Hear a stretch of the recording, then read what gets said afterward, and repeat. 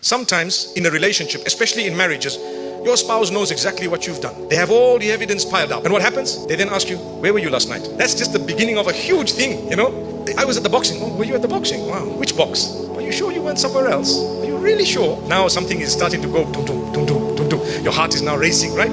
They know everything. They know the whole lot. And then you're not telling them. But if you come up and say, you know what, I made a mistake. I actually was not where I said I was going to be, and so on and so forth. The problem is we are humans, we are not Allah. They still might not forgive you, depending on where you were and what you did. But a bigger problem is when they prove that you're trying your best to cover everything, then they show you one piece of evidence. Okay, what's this all about? Oh, she knows where I was. Oh, he knows where I was. And then they say, who were you with?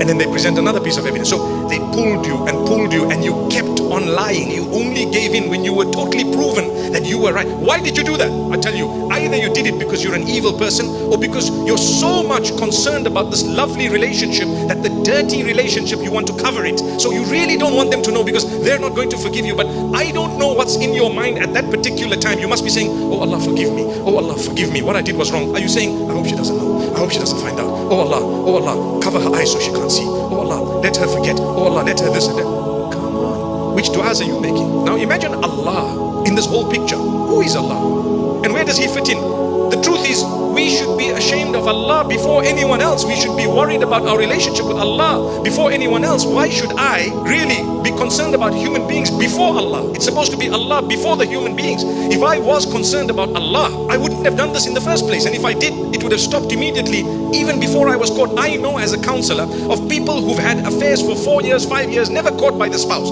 They left that and they quit for the sake of Allah, and they became better people with the spouse, never ever knowing anything. And 20 years down the line, the guy says, you know, I have something to tell you. So silly, my brother. You didn't need to say it to a human being. 15 years ago, I had a little affair and I immediately recognized it was wrong. And so I turned to Allah and I started praying 5 times a day as a result of that. And I said, what?